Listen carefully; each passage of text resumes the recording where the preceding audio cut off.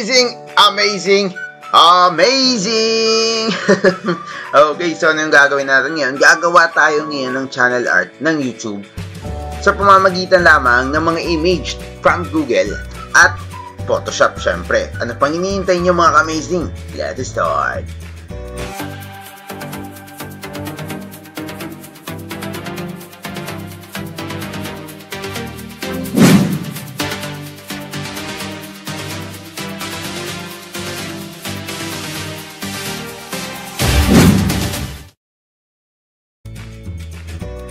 Okay, so mapapansin natin, gumawa ko ng template dito.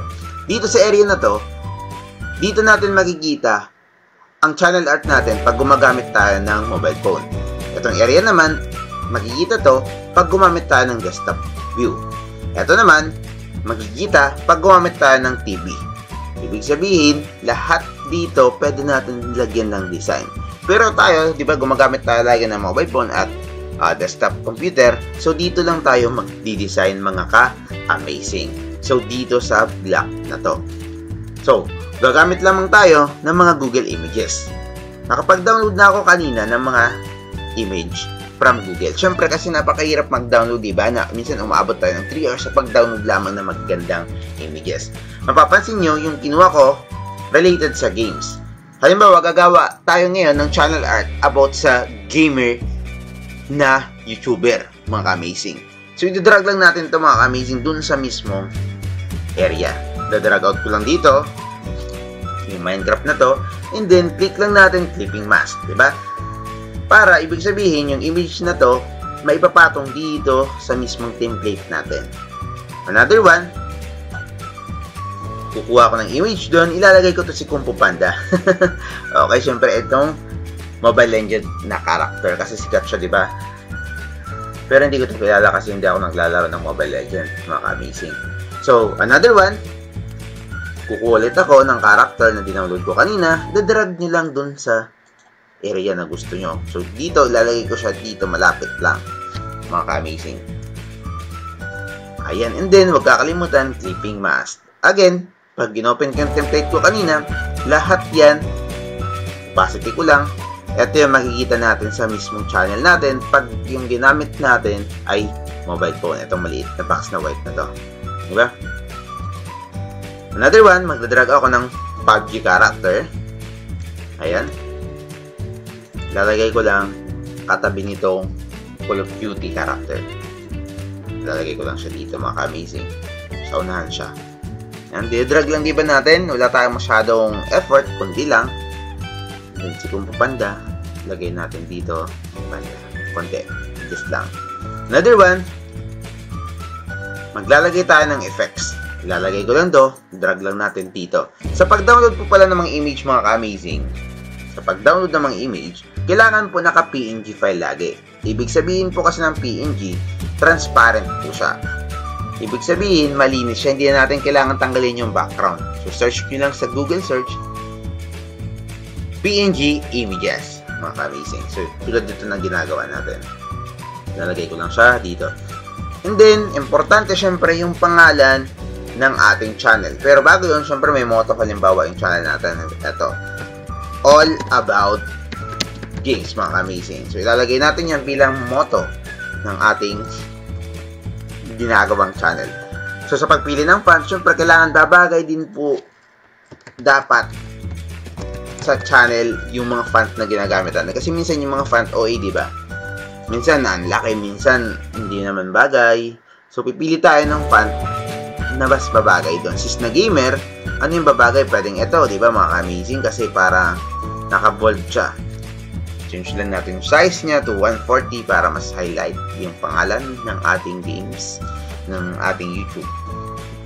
Ayan. Duplicate lang siya, mga amazing. And then, wag kakalimutan, pag nagdo-duplicate po tayo, syempre, ayan, di ba, doon siya, nasa pinakataas, dadrag mo lang siya, mawawala lahat ng paka-clipping mask natin. Pag nawala yon, pag nangyari yun, mga amazing, ganito lang yung gagawin natin. Click nyo lang lahat, and then create clipping mask. Di ba, napakabilis lang naman. Ayan. Control-T ko lang to. Since na-duplicate ko siya, yung ilalagay ko dito, just gamer. Oops, ayan. Diba, lalagay lang natin dito yung pangalan ng ating channel na ginagawa. Siyempre, yung font, lalagyan natin ng color na cyan para mas may dating, parang gamer talaga. Diba? And then, yung just, pwedeng ganyan na siya o pwedeng lagyan mo siya ng stroke, mga ka-amazing. Sa paggawa ng stroke, syempre, ganito lang. Lagyan yung stroke, diba? Pwedeng ganun lang siya. Duplicate lang siya, magkakaroon na siya ng stroke dito na black, pwedeng lakihan, ayan, pwede naman walang stroke, mga ka-amazing. So, para mas highlight, lagyan natin siya ng stroke. Yung just naman, kunin natin yung just, lagyan din natin siya ng stroke, ayan, pwede din lagyan, and then pwede din, outer glow na lang ilalagay natin, pero color red, para may mas dating, kunwari, umiilaw yung font natin. Ayan, mga ka-amazing, so lakihan nyo ng size, umiilaw yung pangalan na Just Gamer, di ba? Yan, all about games. Na, di ba makikita natin meron na tayo ng channel art, simple lang naman siya. Another one, kukuha pa tayo ng mga na-download ko para magamit naman natin ito, mga ka-amazing. Sayang naman. Fifth lang natin to, then ilalagay ko naman to dito sa may area ng Minecraft and then clipping mask. Ayan. Huwag kakalimutan mag-clipping mask ha, para makikita lagi sila. Another one, kukuha pa rin ako doon ng effects. Halimbawa ito. Lalagay ko naman dito sa may area ng Call of Duty. Huwag kakalimutan, clipping mask ulit. Diba mga ka-amazing? Lalakyan lang natin sila para mas may dating. And then dito din, lalakyan din natin sila. Another one, mag-create ng new layer, kumuha ng brush at black. Dapat yung lalagay natin, then lagyan lang natin doon para mas ma-highlight sila. Diba mga ka-amazing? And then, ika-cut natin yung ginawa nating black. Gamit lamang ang polygonal lasso tool.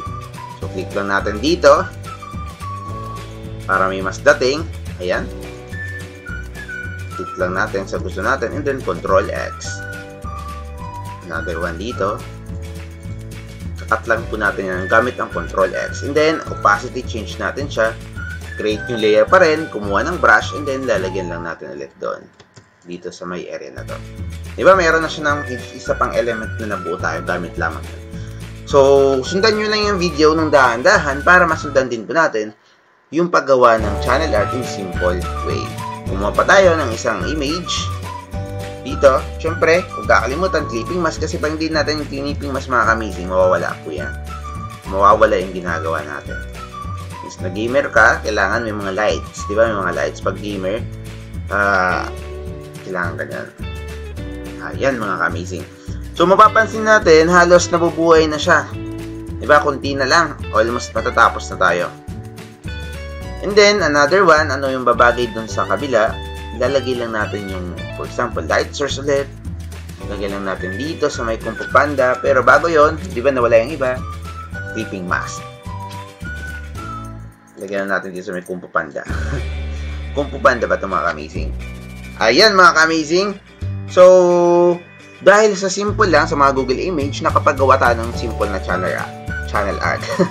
So, itatry na natin siya sa YouTube. Pero save natin to syempre as JPEG file. Pag na-save na natin to, punta tayo sa YouTube.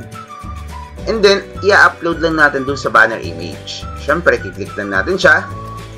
Yung image na ginawa natin. Ito. And then, tada! Okay, so di ba mapapansin natin, exact talaga yung ginawa natin na template. Ito para sa mobile device, ito yung makikita. Pag desktop naman, ito yung makikita natin na images. Di ba? Pag TV yung gamit natin, ito naman yung makikita natin mga ka-amazing. So, click na natin dyan. Okay, so ngayon check na natin yung channel. Ayan mga ka-amazing, mapapansin natin napakaganda, napaka-simple ng channel art natin na ginawa, pero mas attractive na siya, di ba? Dahil lamang sa mga simpleng images na nilagay natin. Using, syempre, Photoshop. Subscribe this channel para sa mas madami pang tutorial. Again, this is Just Amazing Just Live.